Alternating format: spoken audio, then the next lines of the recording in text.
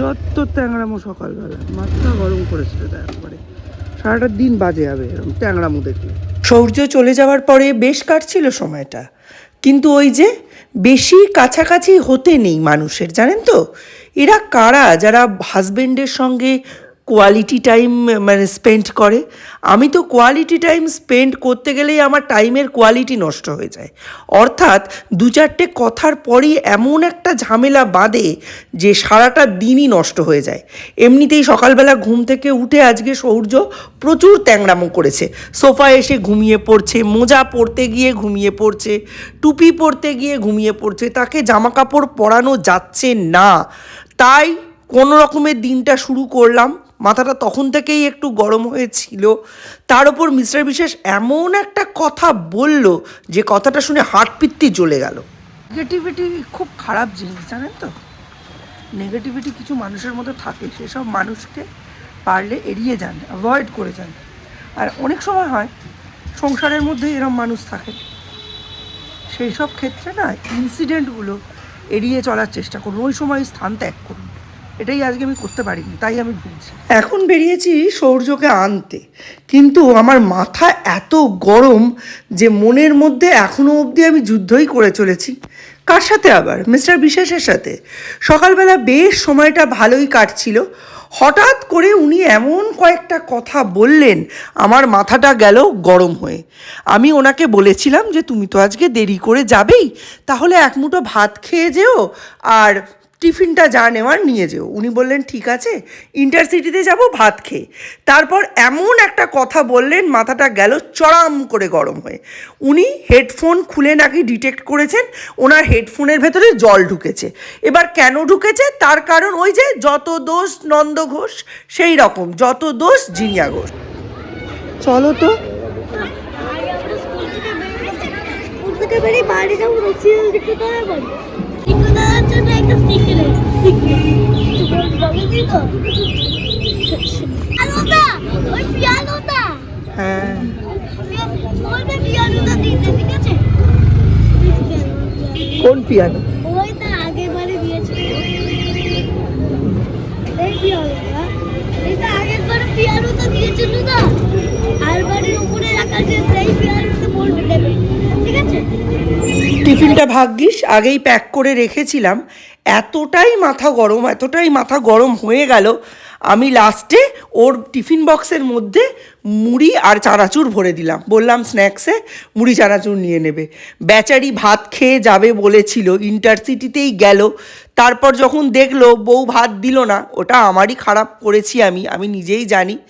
তখন আমার সামনেই বসে বসে মুড়ি চানাচুরগুলো কৌটো থেকে বার করে খেলো। সেই মুহূর্তে আমার এত কষ্ট হচ্ছিল, এদিকে নিজের ইগো থেকে বেরোতেও পাচ্ছি না, আর এদিকে ওনাকেও ভাত বেড়ে দিতে ইচ্ছেই করছে না, এত রাগ হয়েছে। মানে নিজের মধ্যেই দুটো মন যারা একে অপরের সঙ্গে লড়াই করছে। একজন বলছে হ্যাঁ আমার মাথা গরম করিয়ে দেওয়ার নে, আজকে ভাত দেবই না। আরেকজন বলছে আহারে মা মরা ছেলেটা, ভাত দিলি না, এই পাপ তুই রাখবি কোথায়? বাচ্চাটা তোর সামনে বসে বসে শুকনো মুড়ি চিবাচ্ছে, এই জন্য তুই ইন্টারসিটিতে যেতে বললি? তাহলেই বলুন কি করি আমি? দুই দিকে এত জ্বালা পোড়া সহ্য করতে না পেরে কটমট করতে করতে দৌড়লাম স্কুল। কি না, মোবাইল নিয়ে বেরোবে না। মোবাইল দেখতে গেলে বাড়ির ভেতর বসে দেখো না। আমার রান্না হয়ে এসছে, আমি এক্ষুনি খেতে দেবো। আমি তালা দিয়ে দিচ্ছি বাইরে, তুমি ভেতরে বসো। শুরুতে যদি দিনটা খারাপ হয়ে যায় না, সেটা কেউ রেস্কিউ করতে পারে না।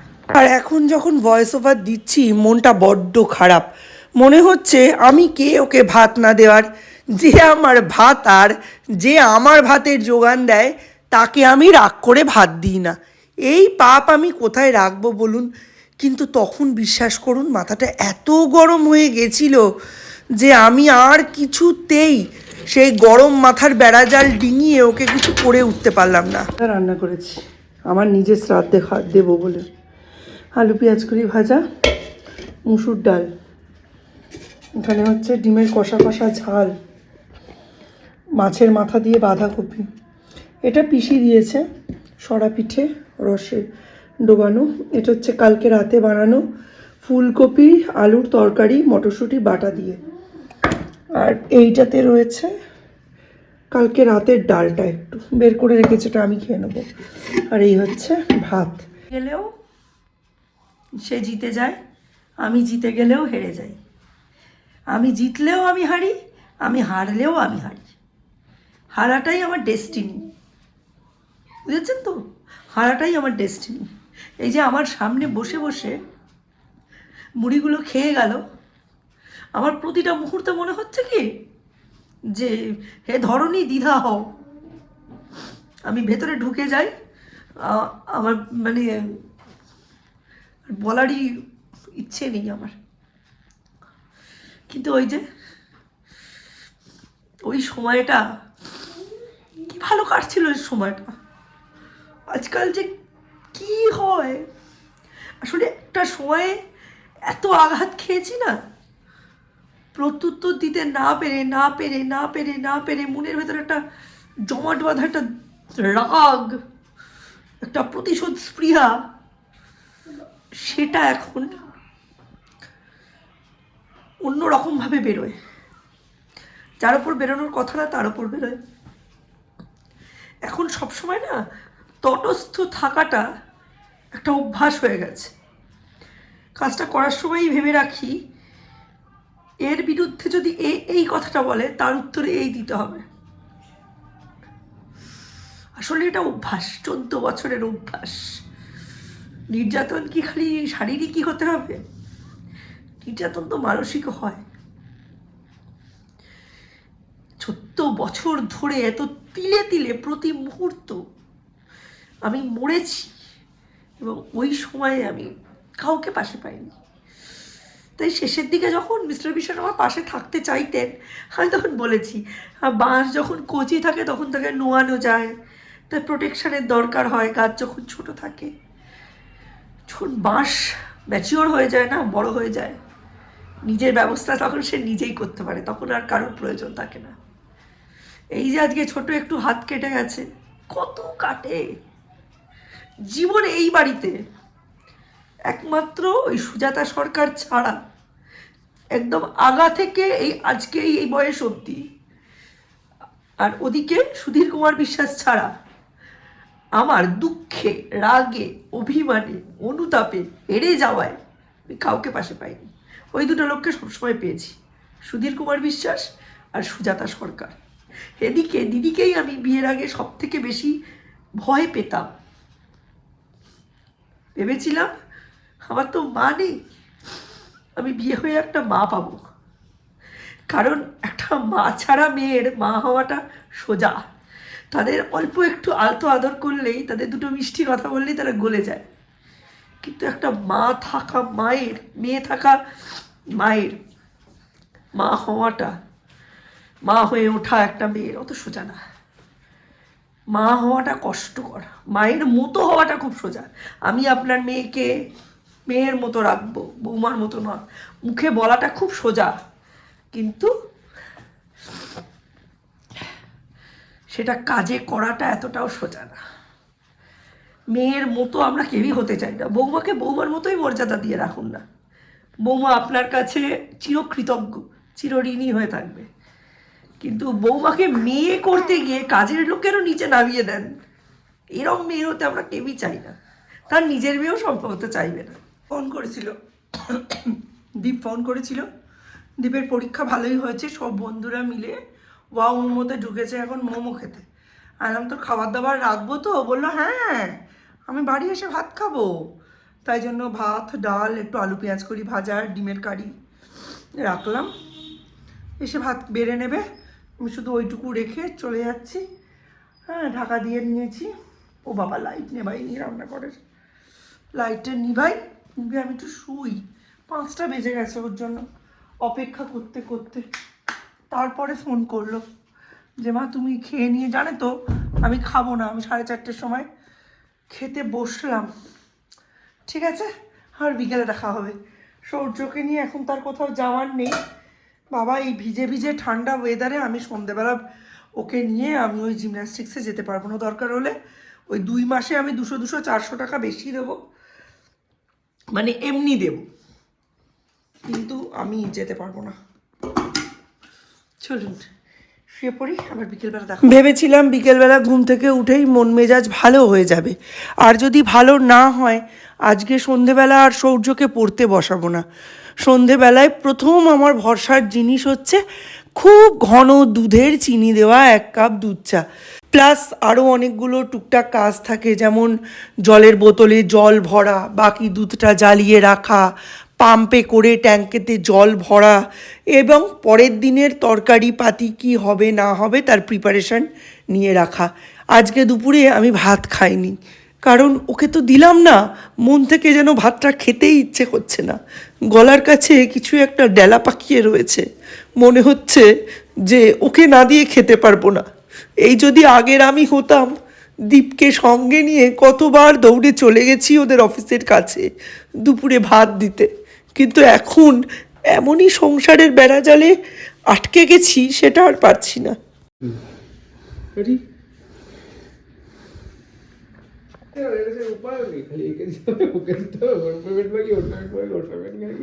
রাত্রেবেলা আবার ঘুমিয়ে পড়ো। দরজাটা বন্ধ কর। কি দেখছিস? মশলা আছে। 4 তারিখে কমার্শিয়াল আর্টস আর 10 তারিখে হচ্ছে বায়োলজি। বায়োলজির খাতাটা এখনো আমি মলাট দিইনি। তারপরে ওদিকে এগুলো তো ম্যান্ডেটারি মাসে, তোকে 10,000 টাকা দিয়েছে না, একটু ঘাটতি হয়ে গেছে। তারপরে আবার হেডফোন খারাপ হয়ে গেছে, ওটা বেশি ম্যান্ডেটারি। নতুন কিনেছে। 1 বছর চলবে, 1 বছর চলবে, পার মান্থ 100 টাকা রিটার্ন। আমি তো ফ্রি এর হেডফোন দিয়েই চালিয়ে দিলাম। তুমি তো আর বাইরে বেরো না, তাতে কি, হেডফোন কি বাইরে বেরিয়ে লোকে কানে দেয়? অ্যাক্সিডেন্ট এমনি দেখতে ভেতরটা খুলে দেখবে। খুলে দেখলেই বলবে তুমি জল ঢুকিয়েছো। ইলেকট্রনিক গুডসের ওরম কোনো গ্যারেন্টি হয় না 2 বছর চলবে কি 4 বছর চলবে। সে তো যে কোনো মেয়েরই এমন কন্ডিশন থাকে যে বিয়ে না করলে তারা 10 বছর চলবে, কিন্তু যেই বিয়ে করে একের পর এক অসুস্থতা আসে। ঠাকমা আমায় একটা কথা বলতো, রাগকে বাসি হতে দিতে নেই। তার মানে হচ্ছে খুব হয়তো ঝামেলা হয়েছে, অশান্তি হয়েছে, সেটাকে বাসি হতে দিতে নেই, মানে রাত পুইয়ে সেটা পরের দিন টেনে নিয়ে যেতে নেই। ঠিক তেমনি আমি এটাও মনে করি রাগ হওয়াটা জরুরি। সম্পর্কের মধ্যে দুটো মানুষ থাকলে কথায় কথায় মান অভিমান হবেই। হয়তো ওটার জন্য ওনার অনেক দিন ধরেই রবিবার থেকেই মনটা খারাপ ছিল, আলটিমেটলি খারাপ হয়ে গেল, কেন হয়েছে বুঝতে পারিনি। মাসের মধ্যিখানে একটা উটকো খরচ, সব কিছু নিয়েই তো মানুষ চাপে থাকে। এই তো ঢোকার সঙ্গে সঙ্গে আমি বললাম যে আমার 1700 প্লাস 700 টাকা লাগবে, দীপ বলল আমার 3500 টাকা লাগবে। তা লোকটা যখনই বাড়িতে ঢুকছে আমরা ডিম্যান্ড করছি, স্বাভাবিক, বাড়ির কর্তা, তার কাছে তো বাড়ির সবাই ডিম্যান্ডই করবে, তাদের ডিম্যান্ড ফুলফিল করার জন্যেই যেন জন্ম হয়েছে। বাবু বলতো না, আমাদের সামনে তো কোনো দিন বলেনি, বাট ও যখন পোড় খাওয়া বাবু হয়ে যাবে, মানে বাবা হয়ে যাবে, তখন ও বলবে না। আমি যেমন এখন মাঝে মধ্যে বলে ও ভাল লাগে না, কী মেনু করব বুঝতে পারি না। আমার যেমন 365 দিন রান্না, 365 দিন খাবারের ডিম্যান্ড, তেমনি ওরও 365 দিন অফিস, 365 দিন টাকার ডিম্যান্ড। তো আমি রাগকে বাসি হতে দিই না। তাতে আমার ইগো থাকলে থাকবে, না থাকলে না থাকবে। আমার এইসব ব্যাপারে কোনো অভিমান নেই। যদি অভিমান করেও থাকি সেটা আমি বাসি করি না। এবার বাসি করা মানে কি, একটা রাত যাওয়া মানে কি 6-7 ঘন্টা একটা ব্রেক। রাত্রিরে 6-7 ঘন্টা ঘুমিয়ে পড়লে পরের দিন নতুন সকাল, নতুনভাবে শুরু করো। ঠিক তেমনি আমি এটা মনে করি, আমি অন্যায় করি বা না করি, আমি তো সংসারটাকে ভালোবাসি। উল্টো দিকের লোকটার কাছে আমি এটা এক্সপেক্টই করি না সেই সংসারটাকে আমার থেকেও বেশি ভালোবাসে না কম ভালোবাসে বা আদৌ ভালোবাসে কিনা। আমি এক্সপেক্ট করি আমি যেহেতু সংসারটাকে ভালোবাসি, সংসারটা যার জন্যে করেছি তাকে ভালোবাসি, টিকিয়ে রাখার দায় আমার বেশি, টিকিয়ে রাখার আগ্রহ আমার বেশি। কারণ আমরা মেয়েরা তো মহামায়ার রূপ। আমরা সংসারটা যাকে নিয়ে করি তার থেকেও বেশি ভালোবাসি সংসারটাকে। এই আমার রান্নাঘর, আমার বাড়ি, আমার দালান, আর রান্নাঘরে আমি যা ঠিক করবো আমিই মালকিন, তাই না? তো আমি ওই 6-7 ঘন্টার গ্যাপ রাতের মতো, সকালবেলা 9টার মধ্যে বেরিয়ে গেছে, এখন বাড়ি ঢুকলো 8টা, 12 ঘন্টা কমপ্লিট। তো একটা রাতের থেকে বেশি সময় পেয়েছি নিজের মনকে বুঝিয়ে নেওয়ার, শান্ত করে নেওয়ার। রাগ তো বাসি করিনি, রাগ ঠিক চলে দিয়েছি এইবারে। ও আমার কথায় বার্তায় আমি তো অ্যাজ ইউজুয়াল নর্মাল হয়ে গেছি। খানিকক্ষণ ভাববে, চিন্তা করবে, তারপরে ও কী করবে, ও নর্মাল হয়ে যাবে। নর্মাল হয়ে গেছে।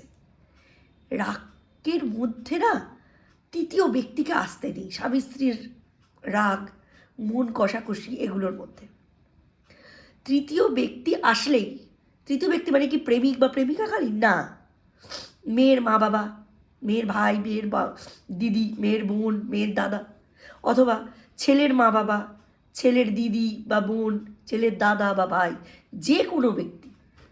তৃতীয় ব্যক্তি এসে দুটো সহানুভূতির কথা বললেই কখনো ভাবতে নেই সে হচ্ছে আমার সবথেকে বড় বন্ধু। ওপর দিকে তাকিয়ে থুতু ফেললে না, থুতুটা নিজের গায়েই পড়ে। ঠিক দেবলীনার সঙ্গে যে জিনিসটা হলো, আমাদের ব্যাপারটা মিটে গেছে, ওটা বাদ দিন। এই যে 15 মিনিটের একটা করে ব্লগ দেয়, হ্যাপি কাপেলের ব্লগ, তাই দেখেই মানুষ ভেবে নিয়েছিল ওরা খুব হ্যাপি। এটা সত্যি হতেও পারে, নাও হতে পারে। অশান্তি, 1 বছরের বিবাহিত জীবনে ছোট ছোট ইনসিডেন্ট, ভালো খারাপ দুরকম অভিজ্ঞতাই হবে। সব কি ব্লগে দেখানো যায়? যায় না। সব কি সত্যি হয়? হয় না। এই 1 বছরে যে কেমিস্ট্রি তৈরি হতে থাকে, সেটা বিয়ের পর 20 বছর 30 বছর কাটতে কাটতে যেটা 1 বছরে খারাপ লাগতো, সেটা তখন আর খারাপ লাগে না। তখন মনে হয় এটা এরমই, তাই না? এরকম হয়। সাথে কি আমাদের বুড়ো বুড়িরা বলতো স্বামী স্ত্রী অনেক বছর একসাথে থাকতে থাকতে ভাই বোন হয়ে যায়। ভাই বোন মানে কি সত্যিকারের ভাই বোন হয় না, তাদের অভ্যাসটা একরকম হয়ে যায়, ফুড হ্যাবিট একরকম হয়ে যায়। বলতে হয় না কি মেনু ভালোবাসে, কোথায় টাওয়েল রাখে, জামা কাপড় কীরকম পরবে, কি পছন্দ করে, কোনটা করলে উল্টো দিকের লোক রেগে যাবে, চেনা হয়ে যায়, আত্মার আত্মীয় হয়ে যায়। এবার যেই ওর মধ্যে অন্য একটা লোক ঢুকবে, সে দুটো সহানুভূতির কথা বলবে, ব্যাস পুরো গণ্ডগোল হয়ে যাবে। তখনই তার মনে হবে ওই আমার বন্ধু, এই লোকটাই আমার শত্রু, বা এই মহিলাটাই আমার শত্রু, মানে স্বামী বা স্ত্রী হয়ে যাবে একে অপরের শত্রু। তারপরে ওই মহিলা ঘৃতাহুতি দিয়ে দিয়ে আপনার সংসারটা বিগড়ে দেবে। সে কিন্তু আলটিমেটলি আপনার কোনো কাজে লাগবে না, পিঠ বাঁচিয়ে পালিয়ে যাবে পরবর্তীকালে। বা থাকলেও সে আপনার স্বামী বা স্ত্রীর মতো এত বেশি আপনার কাছের লোক হয়ে উঠতে পারবে না, সম্ভব না। মা বাবার পরে একটা মেয়ের কাছে সবথেকে কাছের লোক হচ্ছে তার স্বামী। একটা ছেলের কাছে তার মা বাবার পরে সবথেকে কাছের লোক হচ্ছে তার স্ত্রী। বালাই দিন ছেলে মেয়েদের, তারা তাদের পার্টনার পেলে আলাদা হয়ে যাবে, মানে আলাদা না থাকলেও একসাথে থাকলেও তারা তাদেরটা বুঝে নেবে। কিন্তু এই বন্ধন তো ভাঙার নয়। সুতরাং এর মধ্যে না ওই তৃতীয় ব্যক্তির আনাগোনা একদমই উচিত না। কিছু কিছু ক্ষেত্রে না ডাকলে একটা ম্যাচিওর ছেলে বা মেয়ের মধ্যে তৃতীয় ব্যক্তির ঢোকার উচিত না। এখনও দেবলীনা বলে গেছে আমি প্রবাহকে ভালোবাসি, প্রবাহর সঙ্গে সংসার করতে চাই। প্রবাহ ওর বাবা মা কতটা বুদ্ধিমান বুদ্ধিমতী, সে একটা মুখের কথা খরচ করেনি, জানে সব ঠিক হয়ে যাবে। ঠিক আছে, তো চলুন, আশা করছি আজকের ব্লগটা ভালো লেগেছে। ওরা চলেও এলো, নতুন একটা ব্লগে আবার দেখা হবে। ততক্ষণের জন্য tata, bye bye, good night.